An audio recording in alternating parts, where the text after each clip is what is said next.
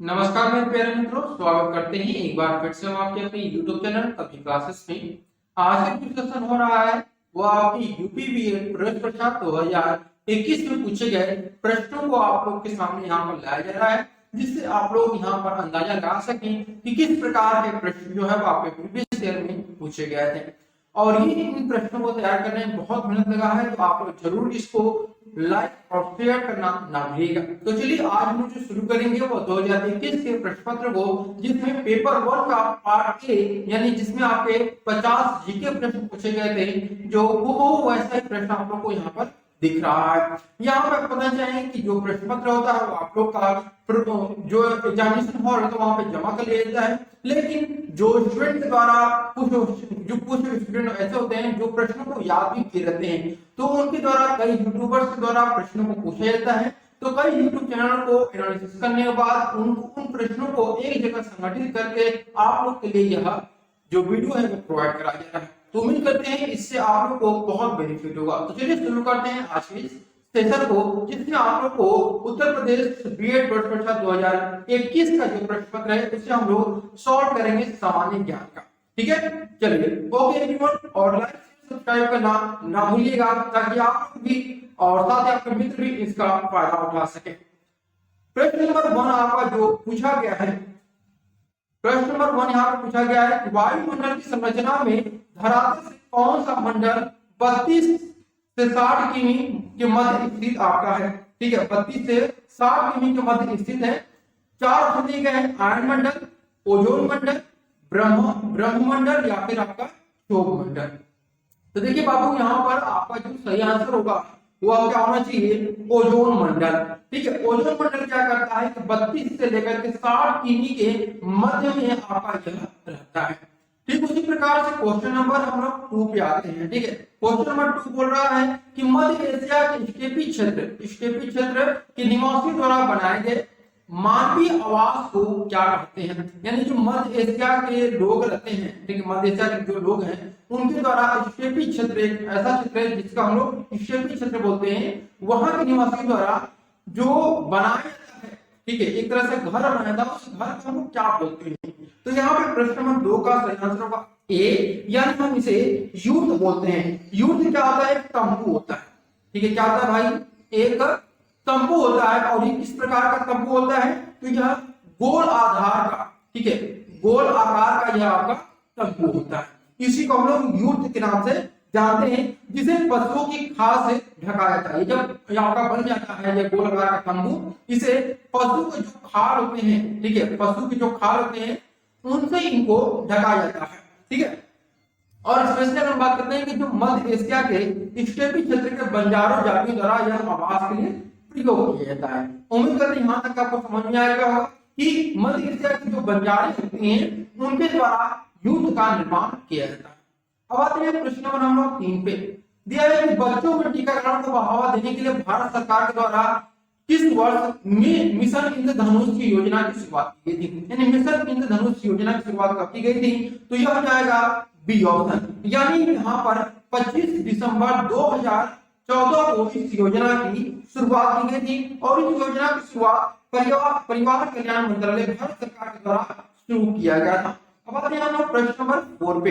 देखिए प्रश्न नंबर 4 बोल रहा है कि जब किसी देश की प्रधान मुद्रा स्वर्ण में परिवर्तनशील होती है तो इस मौद्रिक व्यवस्था को हम लोग क्या बोलते हैं। तो इस मौद्रिक व्यवस्था को हम लोग हिनाम प्रबंधन करते हैं। क्या करते हैं, हिनाम प्रबंधन। अर्थात जब सरकार का बजट क्या होता है, घाटे का हो जाता है ना, तो उसे हम लोग इनाम प्रबंधन करते हैं। अब आते हैं प्रश्न नंबर हम लोग 5 का। दिया हुआ है कि किस गवर्नर जनरल के कार्यकाल में अहस्तक्षेप नीति, ये जानते आप लोग, हो सकता है यह प्रश्न आप लोग का इस बार भी पूछे, तो अहस्तक्षेप की नीति अपनाई गई थी सर जॉन मैफर्सन के द्वारा, या फिर सर जॉन शोर के द्वारा, या फिर सर जॉन बार्ले के द्वारा, या फिर चार्ल्स मेडकॉफ के द्वारा। प्रश्न नंबर 5 का सही आंसर होगा यहाँ पर option number B, sir John Shore के द्वारा इसे अपनाया गया था। और अगर बात करते हैं ये सबसे पहले कहाँ अपनाया गया था, तो ये आपका आयरलैंड में अपनाया गया था। ठीक है, आयरलैंड में सबसे पहले ये अपनाया गया था। और सन की अगर हम बात करते हैं तो यह आपका 1798 में अपनाया गया। ठीक है, चलिए अगले प्रश्न आते हैं हम लोग। क्वेश्चन नंबर आपका 6 दिया हुआ है यहाँ पर कि संविधान में किस अनुच्छेद के अनुसार राष्ट्रपति को उसके कार्यों के संपादन सलाह देने हेतु एक मंत्री परिषद की व्यवस्था की गई है। किस अनुच्छेद में राष्ट्रपति को उनके कार्यों के लिए एक सलाह देने के लिए मंत्री परिषद की व्यवस्था की गई है? तो यह जो अनुच्छेद आपका है अनुच्छेद 74A में यह इसका उल्लेख हमें देखने को मिलता है। 74A बोलिए या फिर आप 74A के नाम से भी आप लोग जान सकते हैं। ठीक है, चलिए अगले क्वेश्चन पे हम लोग आते हैं। क्वेश्चन नंबर आपका 7 दिया हुआ है। राज्यसभा एक स्थायी सदन है जो कभी भी भंग नहीं होता। इसके सदस्यों का कार्यकाल कितने वर्षों का होता है? 4 वर्ष, 7 वर्ष, 10 वर्ष या फिर 6 वर्ष? तो यहाँ पे ऑप्शन नंबर डी जो होगा आपका सही होगा। राज्यसभा एक स्थायी सदन है जो कभी भंग नहीं होता। इसके सदस्यों का जो कार्यकाल होता है वह 6 वर्ष होता है। ठीक है, इसके जो सदस्य होते हैं 2.5 साल के आपके यहाँ पर क्या कहते हैं रिटायर होते हैं। अब आते हैं प्रश्न नंबर हम लोग 8 पे। क्वेश्चन नंबर 8 बोल रहा है कि मानव सेवा के लिए स्थापित रेड क्रॉस, ध्यान रखिएगा, रेड क्रॉस का मुख्यालय कहां पर है? ये इस बार में प्रश्न आप लोग के लिए आ सकता है, तो इसे आप लोग ध्यान रखिएगा। 4 ऑप्शन दिए गए, स्विट्जरलैंड, ऑस्ट्रिया, फ्रांस या फिर आपका जर्मनी। तो क्वेश्चन नंबर 8 में सही आंसर होगा आपका ऑप्शन नंबर ए, यानी स्विट्जरलैंड की राजधानी जेनेवा में इसका मुख्यालय है। और इसकी स्थापना अगर बात करते हैं तो 1863 में रेड क्रॉस की स्थापना की गई थी। और जब इसकी स्थापना की गई थी तो उस समय जो मतलब इसका स्थान था वह हेनरी ड्यूनेंट था जो कि जेनेवा में ही है। अब आते हैं प्रश्न नंबर हम लोग 9 पे। दिया है कि मेजर ध्यानचंद की जन्मदिन के अवसर पर प्रति वर्ष किस तिथि को राष्ट्रीय खेल दिवस मनाया जाता है? देखिए दिवस का हमेशा आप लोगों का लगातार प्रश्न पूछा जा रहा है, तो यहाँ पर राष्ट्रीय खेल दिवस आपका 29 अगस्त को मनाया जाता है। ठीक है, 29 अगस्त को राष्ट्रीय खेल दिवस आपका मनाया जाता है। अब आते हैं प्रश्न नंबर आपका 10 पे। दिया है कि रविन्द्रनाथ ठाकुर द्वारा शांति निकेतन की स्थापना किस राज्य में की गई थी? तमिलनाडु में, कर्नाटक, मध्य प्रदेश या फिर आपका पश्चिम बंगाल में? तो ध्यान रखिएगा कि भारत के पश्चिम बंगाल में बीरभूम जिले के अंतर्गत बोलपुर के समीप एक छोटा सा शहर है और यहीं पर आपका इसकी स्थापना आपकी की गई थी। ठीक है, और जिले की हम बात करते हैं, अगर जिला आपसे पूछेगा पश्चिम बंगाल में तो इस जिले का नाम है आपका बीरभूम नाम इसका। ठीक है, चलिए नंबर 11 पे थोड़ा सा हम जल्दी करते हैं ताकि आप लोग का जो प्रश्न है 50 को जल्दी से खत्म हो सके। भारत चीन युद्ध के बाद सीमावर्ती क्षेत्रों की सुरक्षा के लिए सशस्त्र सीमा बल, जिसे हम लोग एसएसबी के नाम से जानते हैं, का गठन किस वर्ष आपका किया गया था? तो एसएसबी का जो गठन है वह 1963 में किया गया था। 1963 में अगर हम किस दिन करें बात किया जाए तो वह पर्टिकुलर डे आपका है 20 दिसंबर 1963 को एसएसबी की स्थापना की गई थी। अब आते हैं प्रश्न नंबर 12। सूर साम्राज्य के संस्थापक अफगान वंशीय शेर शाह सूरी किस युद्ध के बाद दिल्ली की गद्दी पर बैठा था? तो यह जो बैठा था आपका वीरग्राम युद्ध जो कि आपका 1540 में है, उसमें आपका इस युद्ध के बाद यह बैठा था। तो इसने किसको हराया था? तो मुगल सम्राट जो थे, मुगल सम्राट हुमायूं को इन्होंने हराया था। ठीक है, किसको हराया था? मुगल सम्राट हुमायूं को इनके द्वारा हराया गया था। अब आते हैं प्रश्न नंबर आपका 13 पे। प्रश्न नंबर 13 बोल रहा है किस अधिवेशन में मुस्लिम लीग के कांग्रेस के साथ मिल करके एक संयुक्त समिति की स्थापना की गई थी? तो यह समिति का स्थापना लखनऊ अधिवेशन 1916 में की गई थी। ये बहुत इंपॉर्टेंट प्रश्न है, खास करके लीग और गांधी जी जो आपका टॉपिक होता है उससे संबंधित। अब आते हैं हम लोग प्रश्न नंबर आपका 14। प्रश्न नंबर 14 दिया हुआ है कि जब भारतीय न्यायिक पद्धति में लोकहित मुकदमा PIL लाया गया तब भारत के मुख्य न्यायाधीश कौन थे? दीपक मिश्रा, नारायण सिंह, तीरथ सिंह ठाकुर, PN भगवती। तो 14 का सही आंसर होगा आपका डी, PN भगवती आपका सही आंसर है। आते हैं प्रश्न नंबर आपका 15 पे। प्रश्न 15 दिया हुआ है आप लोग का कि पीपुल्स डेली किस एशियाई देश से प्रकाशित होने वाला प्रमुख समाचार पत्र है? कोलंबो, बीजिंग, दिल्ली, ढाका। सही आंसर आपका बी, बीजिंग से यह आपका क्या किया जाता है? संपादित किया जाता है। प्रश्न 16 देखिए दिया हुआ है भारत रत्न पुरस्कार प्राप्त करने वाले प्रथम भारतीय कौन थे?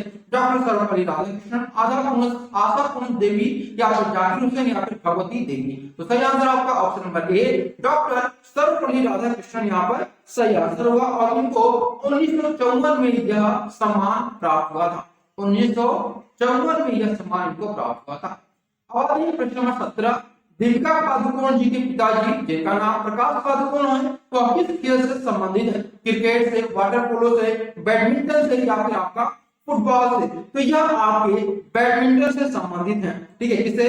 बैडमिंटन से संबंधित है। और बैडमिंटन के कई महान खिलाड़ियों में से इनका नाम भी गिना जाता है। अब आते हैं प्रश्न नंबर 18। दिया है कि संयुक्त राष्ट्र संघ के किस अंग को विश्व का पुलिसमैन कहा जाता है? महासभा, सुरक्षा परिषद, प्रन्यास परिषद या फिर आपका सचिवालय? तो 18 का यहाँ पर 20 आंसर होगा, सुरक्षा परिषद कहते हैं। ठीक है, सुरक्षा परिषद को दुनिया का पुलिसमैन कहा जाता है। प्रश्न नंबर 19 देखिए दिया हुआ है। दक्षिण पूर्वी एशियाई राष्ट्रों का संघ आसियान किस वर्ष स्थापित किया गया था? तो जो आसियान है वो 8 अगस्त 1967 को स्थापित किया गया था। और अगर बात करते हैं कि जब स्थापित किया गया था तो यह थाईलैंड की राजधानी बैंकॉक में इसकी स्थापना की गई थी। कहां पे इसकी स्थापना की गई थी? बैंकॉक में इसकी स्थापना की गई थी। और लेकिन इसका जो मुख्यालय है वह इंडोनेशिया की जो राजधानी है जकार्ता, वहां पर इसका मुख्यालय है। ठीक है, जकार्ता में इसका मुख्यालय है। आते हैं प्रश्न नंबर हम लोग 20 पे। प्रश्न नंबर 20 का रहा है, प्रसिद्ध अभिनेत्री हेमा मालिनी किस शास्त्रीय नृत्य से पारंगत है? कथकली, कुचिपुड़ी, मोहिनीअट्टम, भरतनाट्यम? प्रश्न नंबर 20 सही आंसर होगा आपका डी, भरतनाट्यम से वह संबंधित है। ठीक है, अब आइए प्रश्न नंबर 21 दिया हुआ है। Train to Pakistan burial at sea लेखक कौन है? नीरज सिंह चौधरी, खुशवंत सिंह, अमिताभ घोष या फिर मोरारजी देसाई? तो किसका सही आंसर होगा आपका बी, खुशवंत सिंह यहाँ पर सही। प्रश्न नंबर 22 देखिए दिया हुआ है आपका कि स्वास्थ्य विज्ञान विश्वविद्यालय विधेयक 2021 किस राज्य की विधानसभा द्वारा पारित किया गया है? असम के द्वारा, अरुणाचल प्रदेश के द्वारा या फिर आंध्र प्रदेश या फिर आपका उड़ीसा? तो 22 का सही आंसर होगा सी, ओडिशा की विधानसभा ने यह आपका विधेयक जो है पारित किया था 2021 में। अब आते हैं प्रश्न नंबर आपका 23 पे। दिया है कि अगस्त 2021 में भारत सरकार किस मंत्रालय ने सुजलाम अभियान की शुरुआत की थी? तो यह जो कहते हैं कि मतलब मंत्रालय है, उस मंत्रालय का जो नाम है वो आपका है जल शक्ति मंत्रालय। करंट अफेयर्स का जब आपका पेपर हुआ था तो करंट अफेयर्स से प्रश्न पूछा गया था। प्रश्न नंबर 24, पंजाबी भाषा किस लिपि में आपकी लिखी जाती है? तो पंजाबी भाषा गुरुमुखी लिपि में आपकी लिखी जाती है। प्रश्न नंबर 25 पे आते हैं, दिया हुआ है भारत में प्रथम स्थापित परमाणु संयंत्र जिसको हम लोग एटॉमिक प्लांट इंग्लिश में जानते हैं वह कहां पर है? तो यह आपका सॉरी उसका नाम क्या है आपको बताना है। तो 25 का जो सही आंसर हो जाएगा वह आपका तारापुर परमाणु संयंत्र यहाँ पर। ठीक है, अब आते हैं प्रश्न नंबर 26। यह आपका कंप्यूटर से प्रश्न पूछा गया है कि कैट का पूर्ण रूप क्या है? कैट का पूर्ण रूप क्या है यह आपको बताना है। तो 26 का ए यहाँ पर सही होगा, कंप्यूटर एडेड डिजाइन, यह आपका सही आंसर होगा। ठीक है, प्रश्न नंबर 27 यहाँ पे दिया है निम्नलिखित में से किसने गोलमेज सम्मेलन में भाग लिया था? महात्मा गांधी ने, मदन मोहन मालवीय ने, डॉक्टर भीमराव अंबेडकर ने या फिर चित्तरंजन दास ने? तो सही आंसर होगा आपका option number C, Bhimrao Ambedkar ji द्वारा ये तीनों ही गोलमेज सम्मेलन भाग इसलिए लिया गया था ताकि जो हमारे अनुसूचित और जनजाति के मतलब व्यक्ति हैं, जो जनजाति के लोग हैं, उनका उत्थान हो सके, उनकी बातों को रख सके, इसलिए उन्होंने तीनों ही गोलमेज में भाग लिया था। अब आते हैं प्रश्न नंबर 28। दिया हुआ है कि निम्न में से कौन सा अनुच्छेद सुमेलित नहीं होता है? तो इसमें से 4 ऑप्शन दिए गए हैं, आप लोग खुद देख सकते हैं। तो इन चारों में से जो अगर बात करते हैं सही आंसर होगा 28 का वह बी होगा, क्योंकि अनुच्छेद 351 जो है वो उच्चतम न्यायालय या उच्च न्यायालय के लिए राजभाषा के लिए नहीं है, बल्कि यह आपका हिंदी भाषा के प्रचार और प्रसार से संबंधित है। ठीक है, हिंदी भाषा के प्रचार प्रसार से आपका यह संबंधित है।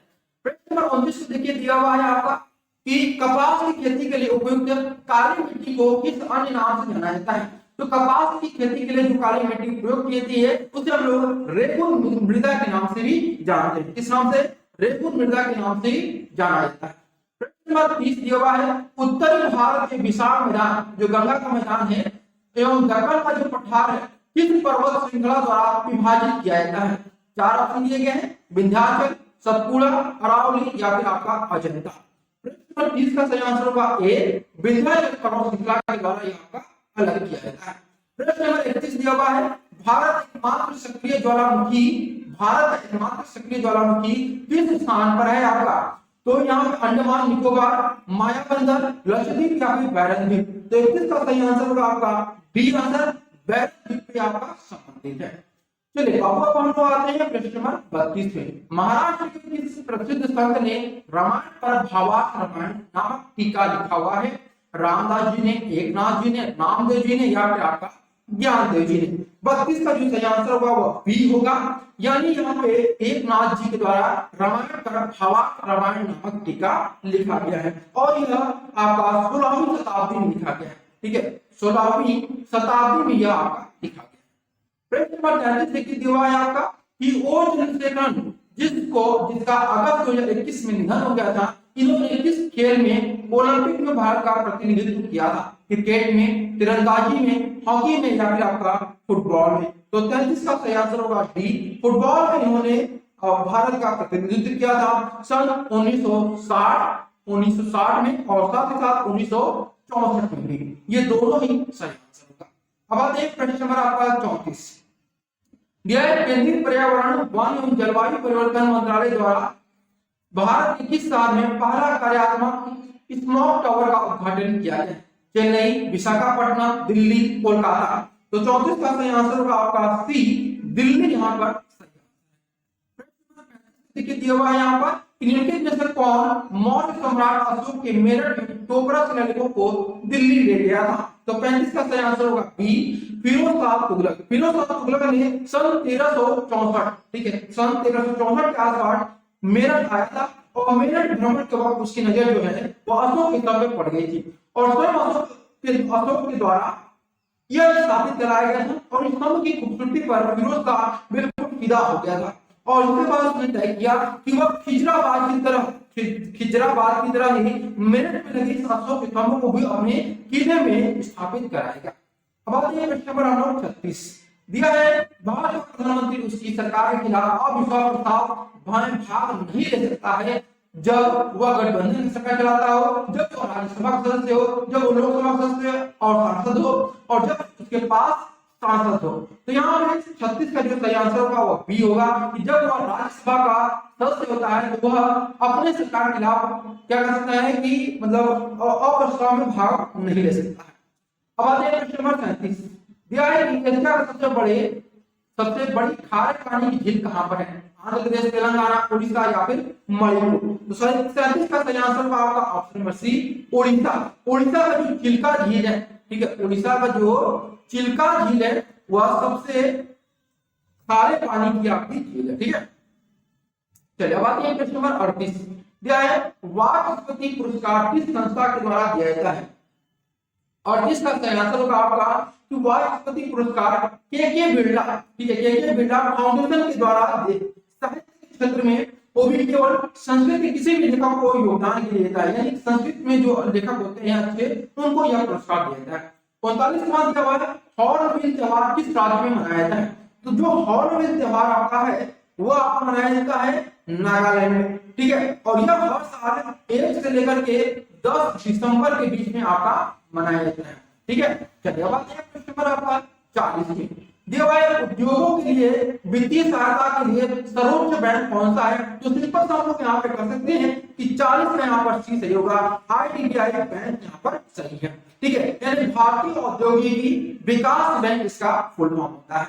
अब आते हैं प्रश्न नंबर 41 दिया हुआ है, कंप्यूटर में प्रयुक्त आईसी चिप क्या बनाती है? किससे बनती है? सिलिकॉन से, आयरन ऑक्साइड से, सिल्वर से, क्रोमियम से। तो सही आंसर होगा आपका ऑप्शन नंबर ए, सिलिकॉन से आपकी बनाई जाती है। प्रश्न नंबर 42 मल्टीप्रोसेसिंग किससे होती है? बिना किसी प्रोसेसर के होती है, एक से अधिक प्रोसेसर के द्वारा होती है, एक प्रोसेसर के द्वारा होती है, उपरोक्त में से कोई नहीं। तो 42 का जो सही आंसर होगा वो डी होगा, उपरोक्त में से कोई नहीं, क्योंकि यह जो आपकी प्रोसेसिंग मल्टी प्रोसेसिंग होती है दो या दो से अधिक प्रोसेसर को एक साथ जुड़े रहती है। ठीक है, इसका ऑप्शन नंबर डी हमारा सही होगा। अब आते हैं 43 का दिया, भारत ने अगस्त 2021 में किस देश के साथ दक्षिण चीन सागर में नौसैनिक अभ्यास किया था? तो यह जो नौसैनिक अभ्यास किया गया था वह फिलीपींस के द्वारा आपका किया गया था, जो कि दक्षिण चीन सागर में किया गया है। अब आते हैं प्रश्न नंबर 44 दिया है, भारत के भौगोलिक केंद्र होने के कारण निम्नलिखित में से किस शहर को जीरो मिन सेंटर कहा जाता है? तो जीरो मिन सेंटर जो कहा जाता है वो आपका नागपुर को कहा जाता है। ठीक है, नागपुर महाराष्ट्र का एक शहर है, महाराष्ट्र का ये आपका एक शहर है जिसे हम लोग जीरो मिन सेंटर के नाम से जानते हैं। यह अंग्रेजों के शासनकाल में भारत का केंद्र बिंदु रहता था। अब आते हैं प्रश्न नंबर 45 दिया हुआ है, भारत के संविधान में संशोधन द्वारा किस आयोग की स्थापना की गई है? तो इसमें 4 ऑप्शन दिए गए, इनमें जो सही आंसर होगा वह सी होगा, राष्ट्रीय अनुसूचित जनजाति की स्थापना की गई है। और कौन सा संविधान संशोधन के द्वारा? तो ये आपका 65वां जो संविधान संशोधन है उसके द्वारा इसको शामिल किया गया है। अब आते हैं प्रश्न नंबर 46 दिया हुआ है, निम्नलिखित में से कौन सी पुस्तक कुलदीप नैय्यर द्वारा लिखी गई है? 4 ऑप्शन दिए गए, golden threshold, India the critical years, painter of the science या फिर the bright book of beauty. तो 46 का जो सही आंसर होगा आपका ऑप्शन नंबर बी यानी इंडिया द क्रिटिकल ईयर्स आपका। क्वेश्चन नंबर 47 यहाँ पे हम देखेंगे, दिया हुआ है आपका कि यक्षगान किस राज्य की प्रमुख नृत्य कला है? Option number A Andhra Pradesh, option number B Meghalaya, option number C Madhya Pradesh और ऑप्शन डी जो दिया है आपका कर्नाटक। तो सही आंसर हो जाएगा 47 का ऑप्शन नंबर यहाँ पर डी यानी कर्नाटक की यह आपकी प्रमुख नृत्य शैली है आपकी। आते हैं प्रश्न नंबर आपका 48। क्वेश्चन नंबर 48 बोल रहा है, निम्न में से भारतेंदु हरिश्चंद्र की रचना कौन सी है? अमृत बाजार पत्रिका, वंदे मातरम, भारत दुर्दशा या फिर आपका मराठा। तो भारतेंदु हरिश्चंद्र की जो रचना है वो आपकी भारत दुर्दशा यहाँ पर सही आंसर है। अब आते हैं प्रश्न नंबर हम 49 पे। देखिए प्रश्न 49 का रहा है, संविधान में उद्देश्य प्रस्ताव किसके द्वारा प्रस्तुत किया गया था? सबसे पहले महात्मा गांधी जी के द्वारा, रविंद्रनाथ टैगोर जी के द्वारा, जवाहरलाल नेहरू जी के द्वारा या फिर विजय तिलक के द्वारा। तो 49 का सही आंसर होगा आपका ऑप्शन नंबर सी यानी जवाहरलाल नेहरू जी के द्वारा सबसे पहले इसे पारित किया गया था। ठीक है, इसकी रूपरेखा अगर बात करते हैं तो 13 दिसंबर 1946 को रखी गई थी। 13 दिसंबर 1946 को इसकी रूपरेखा रखी गई थी और यह जो है 1947 को कांग्रेस के द्वारा भी पारित कर दिया गया। ठीक है, चलो अब आते हैं प्रश्न नंबर आपका 50। प्रश्न नंबर 50 का है, प्लांट इकोनॉमिक्स फॉर इंडिया। यह इकोनॉमिक्स से संबंधित क्वेश्चन आपको दिया गया है कि प्लांट इकोनॉमिक्स फॉर इंडिया के लेखक कौन है? डॉक्टर विश्वेश्वरैया, महबूब उल हक, अमर्त्य सेन या फिर आपका जयप्रकाश नारायण। तो प्रश्न नंबर 50 का सही आंसर होगा ए यानी कि डॉक्टर विश्वेश्वरैया यहाँ पर सही आंसर होगा। उम्मीद करते हैं आज का आप लोग के लिए इंपॉर्टेंट रहा होगा। अगर पसंद है जरूर इसको लाइक सब्सक्राइब करना मत भूलिएगा। Thank you so much for watching this video. Thank you everyone, thank you.